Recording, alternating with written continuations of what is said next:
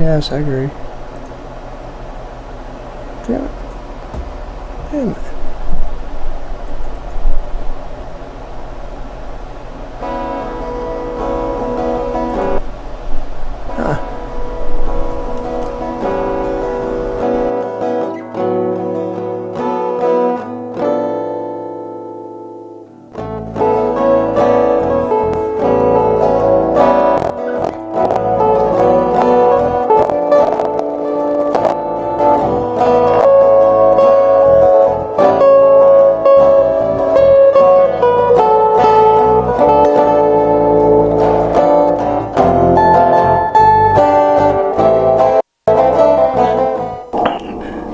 Good morning, afternoon, evening, ladies and gentlemen. I think we have the sound up to the standards of allpointstv.com. I'm George Moss, host of the program here called What's Going On. We come on every Monday from 2 o'clock to 3. And we are delighted, we're always delighted to see you out there and to know that you're in tune with the program that comes on here. And I want you to stay tuned to all the programs here at the studio and also the programs on 92.1 WFOV. And they do a host of programs and want to do a shout out to them. Want to welcome them aboard as well. In your time slot, mention that Saturdays at 12 p.m. And this program repeats on that network, by the way, at 12 o'clock on Saturdays. And we're so delighted that they would feel called upon to embrace the program here and respect what we do here at the studio. And we will hopefully add more programs to what they're doing because they're doing a community service as we're doing here. And I want to give a shout out to the technicians here. Our job is very easy. We come before the camera after doing some preparation for it. But the technicians who do the lights and the sound, the technical work that you don't see, without them doing the jobs they're doing, we won't be able to do what we do. By the way, I and apologize. I'm very appreciative of that. I apologize too for the soundtrack. They did updates. We had updates on Apple's iTunes, and that's where it's stored at. So it was coming through shaky. So next time it should be better. But I didn't realize that we did the updates over the weekend, and a lot of times we don't check to see every function because there's so many on the on the computer. Every time you do updates, it affects something else. So that's the reason why those kind of started real low, then got better, and then got kind of shaky. But it was kind of weird. So anyway, I apologize for that. Okay. We know that we want to always exceed all the expectations. I want to talk about the topic of the hour. I think everybody knows that the topic of the hour is this kneeling while the national anthem is being played, and the comments made by our out-of-the-box president, who I applaud all the time because I love the fact that he's out of the box, and I'm nowhere tired of the things that this president is doing, because I think that we've got to have someone that's willing to say things that help us to get focused on what we need to be doing as a country. And sometimes, you get the impression that we're losing it in this country, that there are no standards left in place, there are no statues left standing. We're tearing down things that have to do with parts of our past that we find unpalatable to how we feel about things. And we are very judgmental in terms of what we're doing now, which is different than what we did back in the past. And we're very askance of why they did the things that they did, as if we don't have any question that would ask of our generation what we're doing right now in the country, because they would not be doing some of the things that we're doing. And that's the way it is with every generation. There's some things that they did that we are no longer doing, and there's some things that we're doing that they did not do. It doesn't mean that the generations are more higher grounded in terms of morality. It just means that each generation has its own standards, and to judge any generation by the standards of the past, I think that if you just judge it based upon that, you're going to come out looking like the winner. But there are some things that you carry around in the baggage of the present generation also, and if they were here to make the judgment, they would be very shocked by some of the things that are going on right now. And we need to keep that in mind as we begin to become so judgmental about some of the errors that were made of the framers, particularly when you put it into context and understand that if you're talking about slavery as something that was untoward during that time period, that you would understand the universality of it and see that there was no place on the planet where slavery was not practiced, and it is being practiced right now. Although nowhere in the West is acceptable, it is still practiced in various parts of the East, and in some parts of Africa you'll see it practiced.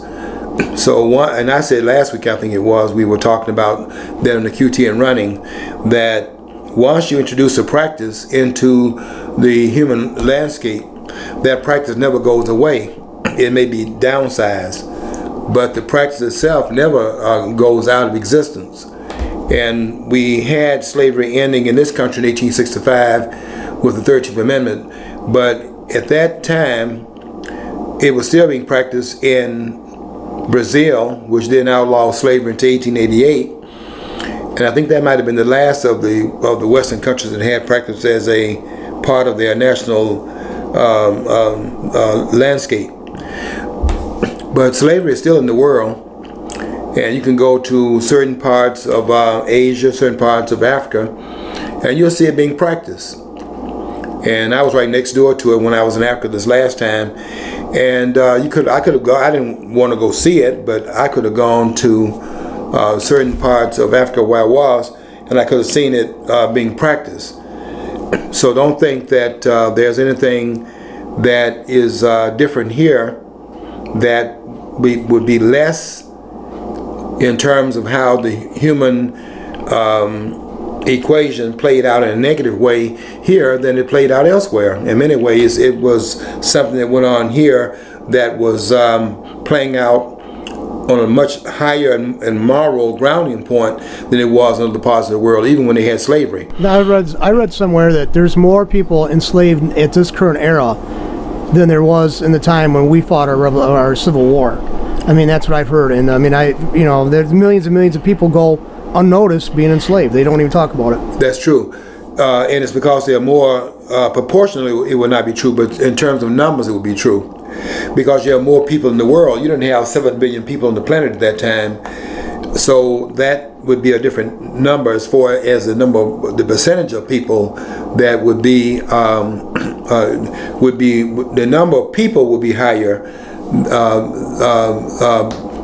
Percentage wise, I think they're saying that there are 40 million slaves in the world today. We didn't have that many back in that time period. We only had 4 million in the United States, and only 500,000 were brought here in the slave trade. Only 5% of the slaves that came here to the Western Hemisphere in the slave condition came to this country. 42% of them went to Brazil. And although everybody's talking about cotton and all of those things, cotton was not the major slave crop. The major slave crop was sugar, sugar cane. And out of that, it was to fuel the profits that were around the sugar cane and the sweet tooth of Europe, the chief of the crops. And then the other crops as well we don't talk about. There was tobacco, there was indigo. And then, you know, if you're going to start boycotting crops, people going in these stores, somebody went into Costco, and they were so outraged because there was a potted plant, I think it was, in that store, and they had some cotton coming up out of a plant, and someone went in there and saw it and was terrified for it. I guess the person might have thought that given there was a plant inside the store, maybe the manager would come over there and put chains on them and make them start picking cotton from that one plant. This is the kind of absurdity we're dealing with. But if you're terrified by the cotton plant, then everybody should be just as terrified of sugar, because sugar was the chief of the crops. And most of the slaves that were brought here to the Western Hemisphere were brought here to work on the sugar plantations. Not so much here, although they did have sugar plantation in this country as well, but it grows a lot better in the southern region, and that's why Brazil was the king of the sugar industry during that time period. We have to get the history straight, because a lot of what we're doing right now comes out of a misunderstanding of history. And once the history is straight, everything else falls in line. I think these football players are a good example of that, because what they're doing is really a disservice to the country, and it's also a disservice to blacks.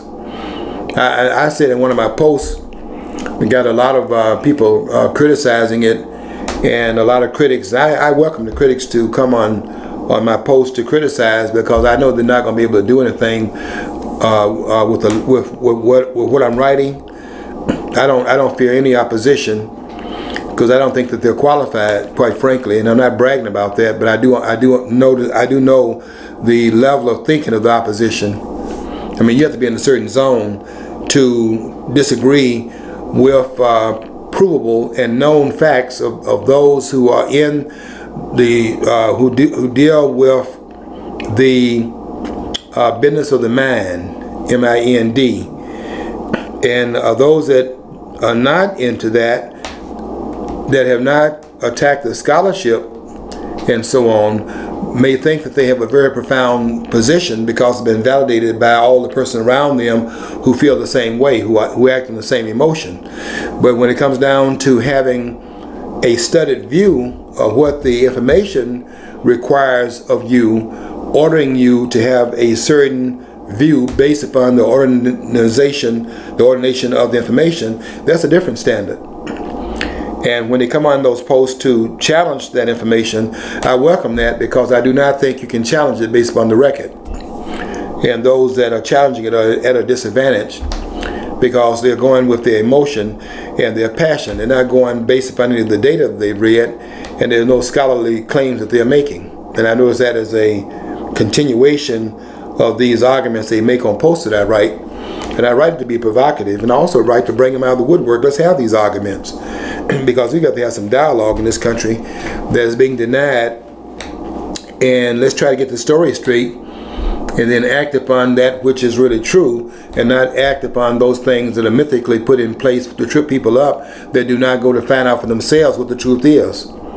I'm not one of those persons. And we have got to do better than what we're doing right now. I've been criticizing these football players, and I've been criticizing them not only because I think that when the national anthem is played, you have to respect the national anthem, because it is the song that's played in the memory of the nation, starting back in the time of its founding. It wasn't the national anthem at that time, but when it was written by Francis Scott Key in 1814 during the War of 1812, it wasn't at that point made the national anthem. But later on, when it became that, then, and every country does have a national anthem, I think that you do in this country what you do in the other countries, particularly countries that are much less than this country is in terms of its protection of human rights. There's no Western country, and here I'm quoting Orlando Patterson from Harvard University, that is quoted on page 12 of the book written by Larry Elder. Larry Elder has a book out called The 10 Things You Can't Say in America. And I will say what he says in chapter 1. He writes, 10 different things in his book. Chapter 1 of those 10 things you can't say in America is that black people in this country are more racist than whites. And nobody is willing to say that, because all of the racism is seen as the racism of the Klan. There was more racism in the white community, but basically in the white community, in the Democratic Party back in that time period. But Larry Elder is making a point here. You can't keep on talking about racism and then keep going back to the time period when that racism was more excellent in another group, and then you look at it playing out right now, and you see that there's been another group that's come into a grounding point in that domain, and that group is no longer white. In fact, that's why you go and pull these monuments down to make the racist argument, and that shows you that there is an absence of it in this landscape. You know what? They're undoing them. You know, they're undoing their own argument by pulling those monuments down. They're saying, "Oh, look at how bad this country is. Look at these statues we got to get rid of to represent the repressive past, the brutal past." Well, once they remove them, people being so occupied with the everyday mundane stuff, like, you know, video games and, you know, and people kneeling or whatever, or not kneeling or standing or whatever, within 3 generations, they're going to say slavery. Well, their generation is going to say, what is slavery? Because all the monuments to the people who are, you know, represented that you know, that whole conflict, or, you know, that they would see, we used to see as a conflict, is gone. So basically now the complaint they're going to be making about this being, they're going to still complain in the future. They're not. That's not going to be dropped. They're going to be. We could be colonizing Mars, and somebody like Jesse Jackson is going to be up there talking about what happened on Earth 1,000 years ago. But, you know, because that's their identity. It's their identity. It's identity politics. It's identity politics. So basically, they're undoing their own position by doing that. So I mean, I think we should take the monuments, put them in a museum or a big park that's connected to a historical thing, and then let those people go. And then they're done doing it, though. If they're undoing it, I don't like it. I don't. But you got such a groundswell, and you got such ineptness of the government. They're allowing it to happen. Yeah, I disagree with you on the museum part of it. We should leave those monuments exactly where they are, and then get the history straight. I was making a point on radio this past weekend. A caller called in. It's unfortunate he called in at the end of the program because he was trying to do a gotcha moment. And they're not qualified to come into my space with a gotcha moment because they don't have the information that I have. And I don't say that with braggadocious, to make a braggadocious claim. I say it because it's true. They don't have the information to do that. They think they do because they have a committee around them that sound the same way they sound. They don't have any scholarship either, and they're validating each one's, you know, illiteracy in this area. I'm not saying you can't read and write. I'm saying you're not literate in this area to the extent that I am literate in this area. And you're not qualified. That's what I'm saying. Let's face it. I've known you for like 9 years now, right? Mm-hmm. And I've seen you buy books, and I've seen you books. If anybody looked at the back seat of your car, it looks like you like robbed the library. But I mean, I'm serious. There's hundreds of books probably in your back seat. Yeah. Okay. So you constantly read. I think you read like what, 3 or 4 books a week. At least that. Yeah. So I mean, what do these people do? They read a book one time in class. They're not qualified. And they think they're qualified. I mean, basically, I used to do this when I started as a conservative. I would actually read a book, and and then I could actually see people who had read the same book had the same, you know, talking points. Yeah. And basically, you got to break beyond that. And these academics, especially the Marxists, it's the same narrative, and it's like the same narrative, lockstep. Even though when you could poke holes in it, they'll still go back to that. It's like a scripture they go back to, and they're not really good thinking about that stuff. Yeah, and then beyond the reading of the books, there's also the ability to interpret what you read and to be able to analyze and access the gravitas of it. That was the argument. That's the thing I was saying on radio this past weekend. And I ran out of time. And time went by so fast. But one of the callers called in and thought he had a gotcha moment. And he said, "Don't you admit that you wrote this on your Facebook wall?"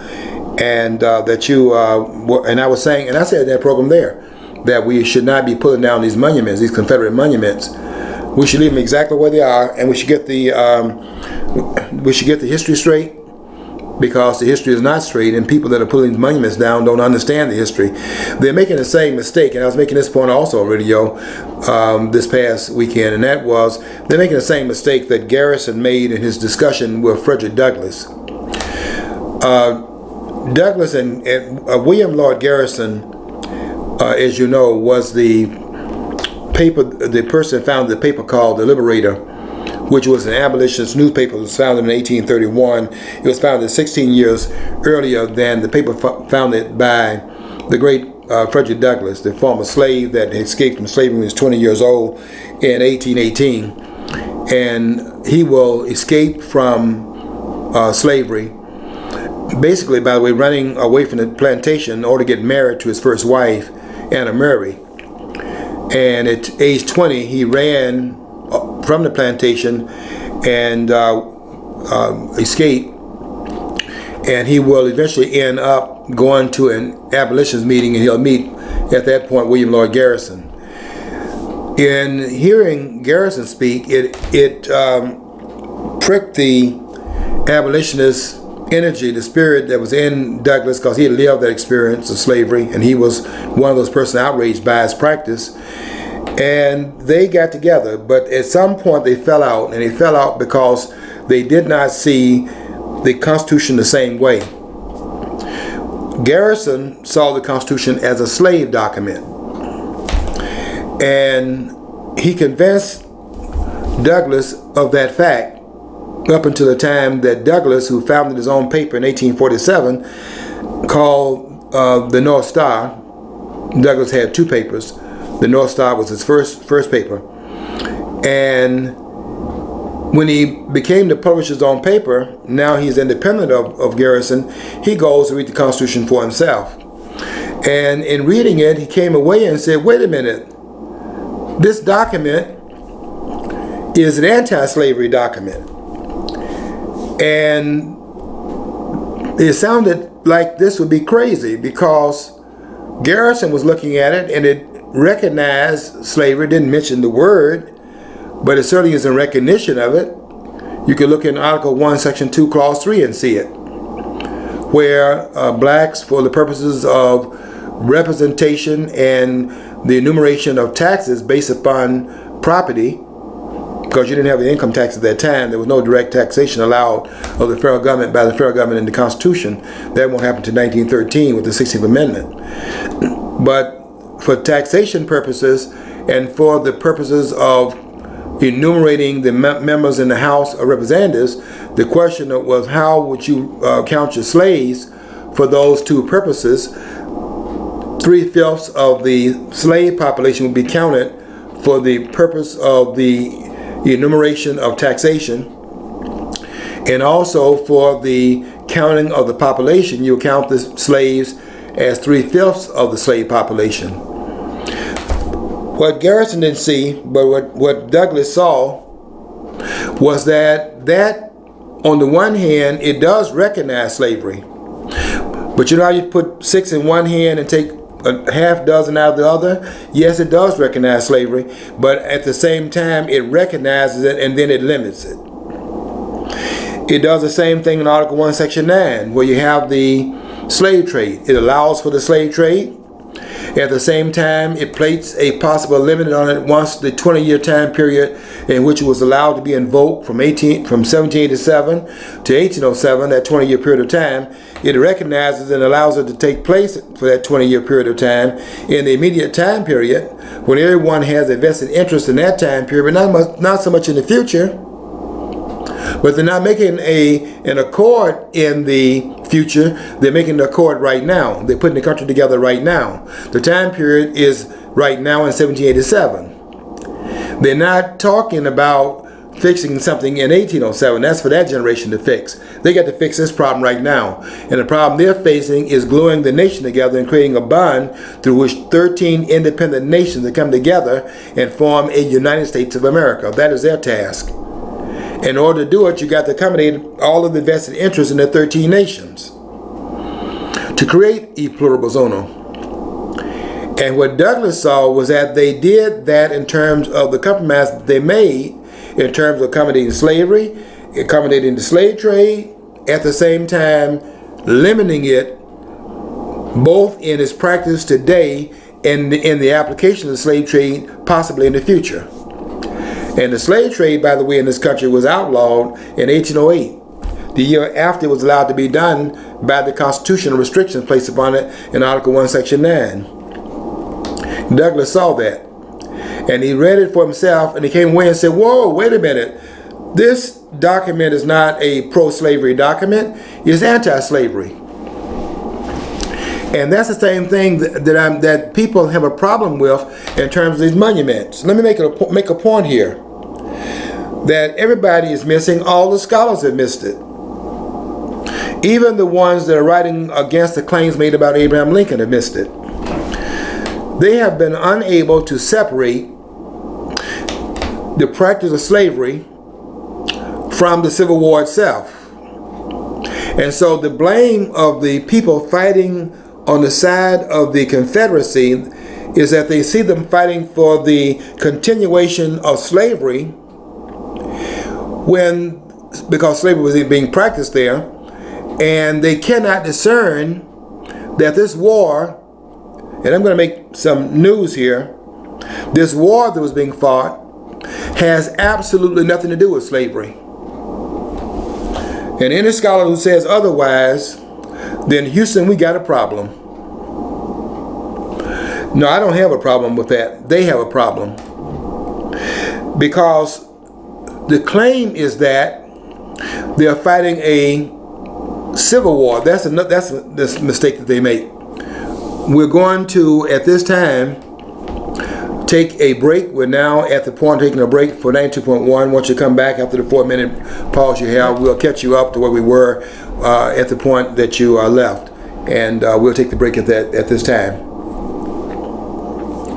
I want to thank you for joining us as always, those of you who are staying with us during the time they're gone.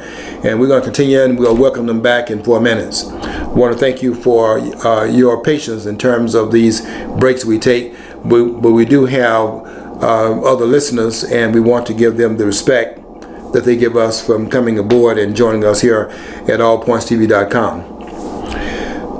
I want to make this point very clear. This war that everyone is fuming over, this so-called civil war, as I said this past Saturday, there has been no civil war fought in this country over slavery. I know what's being written about it, and I know what the scholars are saying now about it. This is not a civil war. If you understand that really it was before after it was the election took place in this country in November of 1860, and there were 4 major candidates running in that race. Lincoln was the one that received the largest percentage of the popular vote, but no candidate received a majority of the popular vote. But you know, Lincoln received 39 point some percentage of it. But here's the point I'd like to ask, because you could clarify that. It just struck me, and I'm sorry if I'm interjecting. It's all right. The Republican Party was a newly formed party at this point, wasn't it? In 1854. So, I mean, and like a third-party candidacy, you typically don't enjoy success after it's just several years of its existence. I mean, Libertarian Party, Socialist Party come to mind, Green Party also. So, I mean, that shows there's kind of a change in the country itself to allow for that. Wouldn't you say? Yeah. Well, the Republican Party was really the party that picked up where the Whigs left off. So the Whigs kind of went into the formulation of that party. That's why Lincoln is there, because Lincoln was a Whig member. And that transference of that energy of that party went into, because it ran its course pretty much as a Whig party. Nobody was getting elected. They had lost various elections since Harrison, who was elected in 1840. And so they weren't winning any elections, and so the party then petered out, and then it gave birth in 1854 to the Republican Party. And in 6 years' time, the Republican Party is running this upstart, Abraham Lincoln, who had run in 1846, by the way, and had been a member of the House of Representatives during that time period. But interesting enough, when he ran again in 1848, Lincoln lost. And so that tells you something about Lincoln at that point and how it was viewed at that time. This is before the mystique about Abraham Lincoln had been created. But they needed a standard bearer, and there was no better qualified person for the standard bearer of the new party than Abraham Lincoln was. And coming out of the Whig Party as he did, he became the standard bearer. But you know, parties have always had a lot of problems finding a standard bearer. They got a problem with it right now. The Democratic Party doesn't have anybody they're going to be running in 2020. They got to find somebody. There's nobody that's going to be able to stand up there and defeat Donald Trump right now. You can fool yourself all you want to that this man is unpopular because of all the animosity that he's creating and so on and so forth. Let me pause for a moment and welcome back now the people from that broke away for a while from 92.1. I want to welcome you back. And we didn't go too far away from where we were when we took the break, because we're pretty much on the same point now that we were then. And that was, we were talking about this, well, we're really talking about, we're going to be tying it all together. We were talking about the so-called Civil War. And I'm saying there was no Civil War fought during this time period, and Lincoln has been misunderstood in terms of the role that he played. A lot of things that has to be cleaned up and cleared up about this part of history, because we have a lot of things we're doing right now based upon some false notions, and our assumptions are wrong. Therefore, the behavior that's based upon those assumptions, that's wrong also. We don't have it right. The story has been I would say mistaught, but I think that there's a purposefulness in that by the Lincoln scholars. I don't think these scholars are honest. I think LeRon Bennett is right on page 146 of his book called Force in the Glory. I think he's right in what he said there. He said that Lincoln is not, this is not historiography, this is a religion. And that Lincoln has his own accolades, I mean his own apostles, his own disciples, and those are the scholars who are making false assumptions. And I remember Barack Obama, when he was still candidate Obama, when I was 10, 11 years ago now, whatever, he made a comment of basically, he didn't really look up to Lincoln as much because he really didn't see that he did that much. So in a way, you know, or wasn't that, you know, of a stellar figure for, you know, blacks or the slavery issue. So in some ways, Republicans have a tendency to build up Lincoln because he's from their party. Yeah. And so you kind of vary from that because you're actually seeing him warts and all. I mean, and you talk about that. It's different than a lot of Republicans. Let me say something about the Lincoln mystique.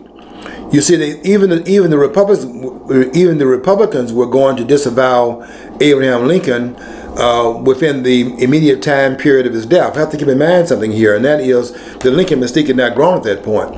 Those were persons living within the same time period in which Lincoln had lived, and the unpopularity of Lincoln was such at that point. But you have to understand what happens when a person is in fact martyred and then committed into the ages. And you can look at that throughout all the ones who were in fact martyred that way. Julius Caesar. Does anybody know anything about Mark Antony, who came after him? Does anybody know anything about Tiberius? They weren't martyred, so you don't hear a lot about them. Lincoln was martyred and then committed into the ages through his martyrdom, and therefore the mystique of Abraham Lincoln began to grow. But within a very limited amount of time, really within the immediate time period after his death, the Republicans were meeting at that point, and they were saying that it's a great bereavement to the nation, but it was not a loss to the nation that Abraham Lincoln had died, because they knew Lincoln had done some things that were really dictatorial during his time as President of the United States, and they were not all that sad that he had been removed from office, given the dangers that he posed to the constitutional mandates that are founded in the governing document of the country. People need to go and read the book by Thomas De Lorenzo called Lincoln Unmasked, or the other book he wrote. He wrote that book first, but the other book he wrote on Lincoln was called The Real Lincoln. And there are other books too. You can read the book by David Donald. Donald got a book out called Lincoln Reconsidered. I brought a book here. It's called, I don't consider it, I'm going to have it in the studio sometime real soon. I don't consider it to be a scholarly written book, but it's a book written by a local author. John White did a very good job in the things he brought out in his book called Soldiers of the Cross, The African American Journey from Slavery to the Promised Land. And John did a very good job in writing this book. I don't consider, I have to be honest, I don't consider it to be a scholarly written book, but that's not the I don't think John would claim it's scholarly written. John is a scientist, but he's also interested as a reenactor of the Civil War history. He's an expert in that in that area. I'm going to bring him to the studio. We can have a dialogue, and I think that'd be very interesting to do. But Abraham Lincoln has been falsified in history, and there's been a cover-up. And so this is what Lerone Bennett is saying. Lerone Bennett, who was for many, he's 88 years. Lerone Bennett is like 80. I'm going to say he's like 88 years old now. He's an elder statesman as a historian. You may know him from the historian in residence for Ebony Magazine and the Johnson Publishing Company, because he wrote, you know, all the history that will be in that magazine, all the things you saw written there. He got some very good things out. Wrote a book on Reconstruction. I think his writing on that Reconstruction period is better than what Du Bois wrote. Du Bois wrote a book called The Great W.B. Du Bois, who graduated from Harvard University in 1895, wrote a book on called Black Reconstruction, which Du Bois wrote that book in 1935. But what Du Bois wrote is not nearly as easy, you know, as riveting as what Bennett wrote, because Bennett writes in a narrative form that's gravitating, you know, in terms of making the words jump off those pages at you as you read. So, you know, it's hard to put his books down. And I don't know very many writers like that, but I was saying this past weekend that Maya Angelou was a writer like that. And her many books on her autobiography, starting with I Know Why the Caged Bird Sings, and all the way up to other books she wrote along that line, including what I think is the best of that treatise, and that was a book called The Heart of a Woman, which is a masterpiece, and I couldn't put that book down. But in terms of Bennett's the kind of writer. He writes about Lincoln called Force and the Glory, in subtitles it Abraham Lincoln's White Dream.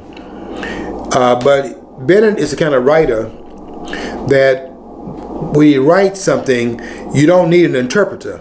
And I've heard one historian named John Henry Clark say that it takes Lerone Bennett to tell you what another historian named John O. Franklin was saying. Because John O. Franklin, who wrote a book, it's a classic book. The title is a little problematical, called From Slavery to Freedom. Problematical because no people starts off their history in slavery, but From Slavery to Freedom named his book, in terms of a book he wrote on a history of blacks in the United States. But he starts off in Africa, and then he still talks about from slavery, because he has a paradigmatic block in his thinking.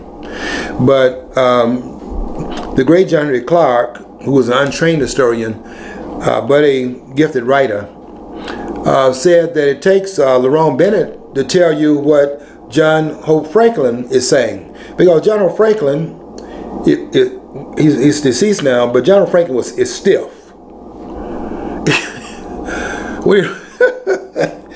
When he's writing, when John Hope Franklin is writing, he's a great researcher, not a great writer. And he's very stiff in his writing. It's not... You have to, writers write with a certain amount of, you know, gravitas, you know, in terms of inviting the readers in. You can see it in a writer like that's not writing about, you know, history necessarily, is Mario Puzo. When Mario Puzo wrote The Godfather, now I don't read a lot of novels, but Mario Puzo, I read The Godfather. And I don't read novels because I'm a fact-based person. I mean, I read very few novels. I do read some. Now, don't get me wrong. I read 2000 Season. I read Uncle Tom's Cabin. I read novels, but I'm basically a fact-oriented kind of person. It takes a lot for a novel to invite me into it. But Mario Puzo was one of those writers, and when I read The Godfather, I'll be honest with you, I'm saying to myself, I'm putting this book down because I can't be wasting this time on this novel. But I found myself turning the page, and I read that whole book. I don't know if I went through more than a couple of sittings with that book. That book is well written. I have to give him credit for that. He was that kind of writer. But in terms of John Hope Franklin, I think anybody will agree with me has read John Hope Franklin's book, From Slavery to Freedom. That book is hard to read. And John Henry Clark, the great John Henry Clark, now deceased, that was untrained and unlettered at the time that he was doing all his writing. That's all I'll say about that. He was right in saying that you have to interpret, you need an interpreter to interpret John O. Franklin. He's very stiff in writing. I mean, nothing is not an entertaining form of writing. Good writers can write to entertain the reader, and he wasn't able to do that. And in the books I read by him, his research is immaculate. Give him credit for that. He was great in his research piece. But all of them that wrote on anything on Lincoln, these are Lincoln apologists. When Lincoln first died, when he was assassinated by John Wilkes Booth on April the 14th, that's the time he was shot in the Ford Theater. He died the next day, April the 15th, 1865. There was not that much bereavement really in the Republican Party camp. And they were getting ready to come out there and kind of dismiss Abraham Lincoln until they found out that the way he was being bereaved by the public was different from the way he was being bereaved inside the party. Just like Donald Trump and the Republican Party right now, two different views of it. They would love to have Donald Trump out of there, but you know what the problem is? The problem is he's embraced by the people. And by the way, that's a mistake all of y'all are making on these television shows right now. You may think Donald Trump became unpopular because he took on these football players, and then when these basketball players jumped into it, took them on too. Like LeBron James, for example, who's not making any sense out there with his nonsense. And they think Donald Trump came untethered to his base when he came out there. You should have heard the applause that he had, that he has in that video. I didn't see it live. I saw the video of it. And I only watched the video, by the way, when one of my friends called me and said, you need to look at this video. And I went back to see it based on this guy's claim. And I listened to that video very carefully. And now you listen, that once Donald Trump made that comment and said, he asked a question, he wasn't making a statement about the guys should be fired if they kneel to the, when national anthem is played. He said, wouldn't you like to see the owners, one of the owners, that would say to those guys, use some words I wouldn't use, that you're fired. And the crowd went wild. And then they started saying, USA, USA. Does that sound like the base is upset with Donald Trump? No, they were cheering. I mean, the man had to pause his speech for at least for a minute. And that's a long time to be pausing in a live speech. That they're cheering so much, you have to pause on what you have to say and let them get over the emotion of that moment. They were applauding Donald Trump. And if anybody thinks this man is losing any of his base based upon that comment he made, I can tell you right now, Donald Trump's stock went up, not went down because of that. And they can run it all they want to. All they're going to do is build more fuel under the fire that was lit in Huntsville, Alabama, when Donald Trump gave that speech last Friday. He's not losing any momentum. They like what Donald Trump is in fact doing. And somebody got to take these guys on. Those monuments that they all are, that's pretty much what they're doing. They're down here talking about these monuments. They don't understand these monuments. They need to go and be as discerning as Douglas was. Yeah, there was slavery in the southern states. But slavery is not what they're fighting over in this war. This is not a war over slavery. If it's a war over slavery, I want these scholars to come here and talk about this. Because you're not talking to the layman. And you're not talking to your classroom. You're talking to the person that read the documents you read. And you're going to have to explain something in that speech there that Abraham Lincoln gave on March the 4th, 1861. That's a date. March the 4th. I thought I had it wrong at that time, but I was thinking at the other side of my mind of March the 4th, 1865, when he gave his second inaugural address, where this dishonest writer named Stephen Oates, and you are a dishonest writer, took the last paragraph of that inaugural address, where he says with malice toward none, and then he makes that the title of his book about Lincoln. You see how dishonest that how dishonest he is. going to take the second inaugural address, the comment that Lincoln made in that speech, his last paragraph of that speech, by the way, and he makes the comment that Lincoln made in terms of reconciliation, because about that time the war is coming to a close, not ended yet. It has another month to play out. The war doesn't end until Robert E. Lee goes to Appomattox courthouse and signed the unconditional terms of surrender to Ulysses S. Grant. And he only did that, by the way, not because he was defeated, but because of what Sherman was doing. Sherman had got involved in 1864, Sherman got involved in total war. And that means that he began to go to war against civilians, because what Sherman said, I don't know, I can't recall the exact date. In my mind, it's saying something around October, November, December, somewhere around that time period. That's what my mind is saying, but I'm not going to be declarative about that because I don't want to give misinformation. But what Sherman said in 1864 was that we're not fighting an army as such.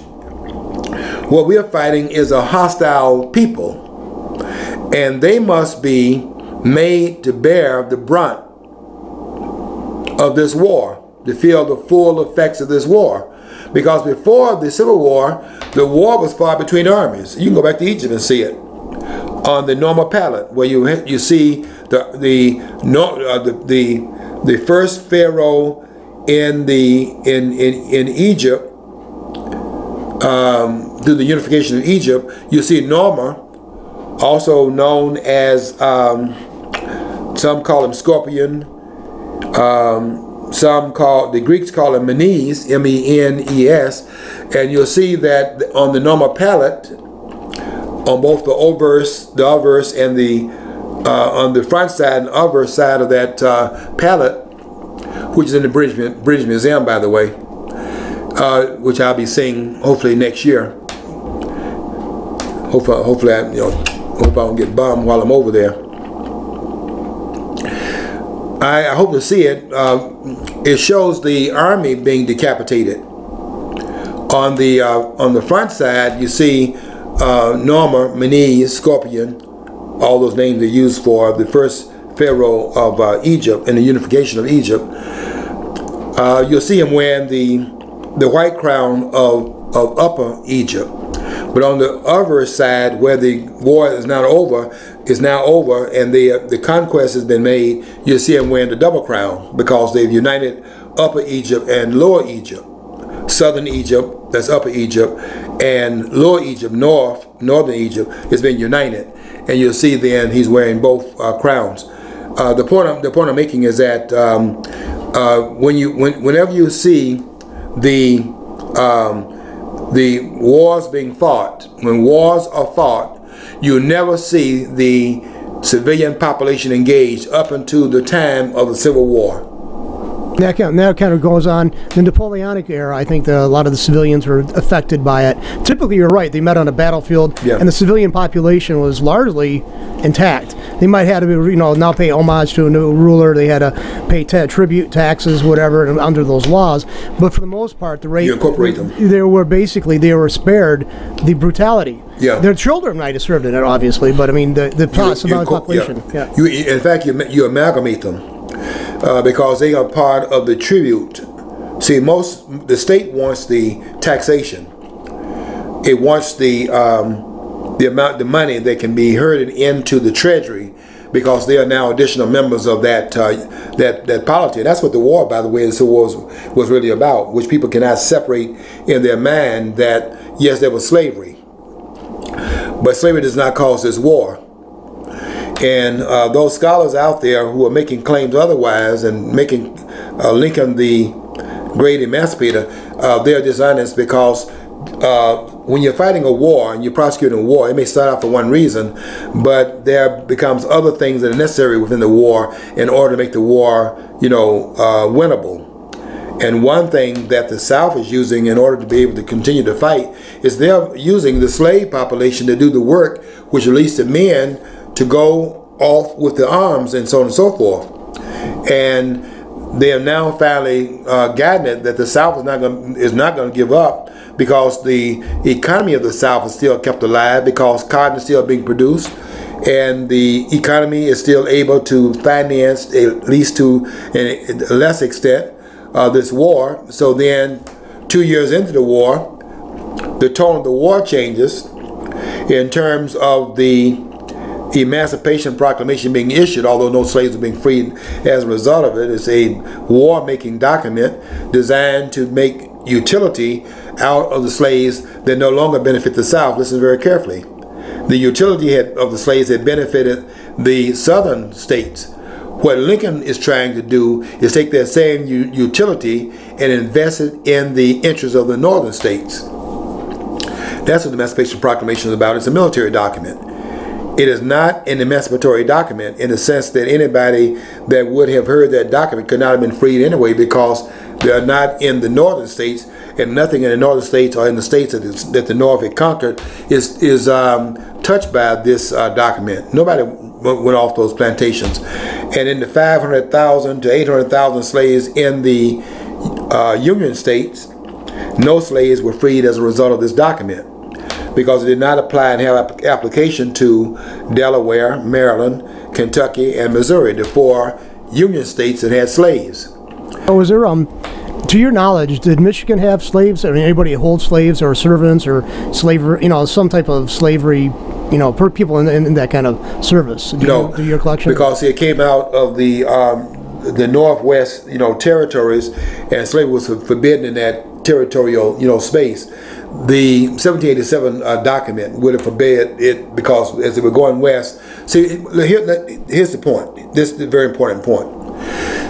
You see, when they came up with the Constitution, there were 13 states in the Constitution, and there were certain conditions in which the 13 states came into an agreement to join the polities together as one polity, and that would be 13 states. The question then becomes, if you're going to add additional states, and at that time they had the Northwest Territory under their jurisdiction.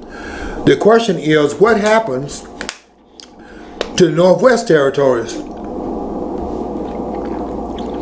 And if the New England states, don't forget you had your presidents, 2 of your presidents out of the New England states. Out of the 6 presidents, 2 of them came out of the New England states, came out of Massachusetts. 4 of them came out of the southern part of the colonial states, Virginia. The Massachusetts had born the presidents, John Adams, number 2, and John Quincy Adams, number 6. But in between that, one was George Washington, Virginia. Number 3, after John Adams from Massachusetts, you had 3, 4, and 5. Those are Virginia. And then you're back to Massachusetts again with number 6. So 2 states are giving you the president. The question they had, though, was the terms that we came to agree to join this confederation, the Articles of Confederation in 1781. Later on, the Constitution in 1787, ratified the following year. The question is, what was the arrangement that they came to terms with and joined into a compact under this consideration? And the consideration was, you have these states. Some of them were slave states, some of them were not. The question is, what happens to unbalance that relationship between slave states and free states with the Northwest Territories? And they are concerned, those that are not slave states are concerned about how they come in. So then, to satisfy their anxiety, they made it a prohibition that in Northwest Territory, those states would not be slave states. Now that was already, it couples that with the dovetails with your assertion that the Constitution was an anti-slavery document, because it was a gradual procedure for eliminating, as the country expanded, they prohibited from those expanding territories. Yes, because you see what they could do, they could either choose to maintain it or get rid of it, but it would be to their discretion to decide that in that time period. They have to put the country together. And that's what they're doing. But there you can see the anti-slavery sentiment that was there, because the terms are these 13 states. And we have a relationship of slave and non-slave in those relationships in those states. And therefore, in the territories, the New York and Massachusetts, and you name those states, Connecticut, Rhode Island was always a reluctant member. What is their forbearance? And they don't want slavery. So the commitment was there'll be no slavery in the Northwest Territories. They're just territories, though. You don't have to worry about them as states. How would they come in as states? And when they brought Missouri in, by the way, in 1820, and brought it in as a slave state, they brought Maine in to balance it out. You see, it was about the balance, because they had a balance when they formed the United States in 1787. Those states are coming in under a certain arrangement. But Douglas was able to discern correctly that underneath the tone of his recognition, there was another voice. And this is what they missed with the Civil War.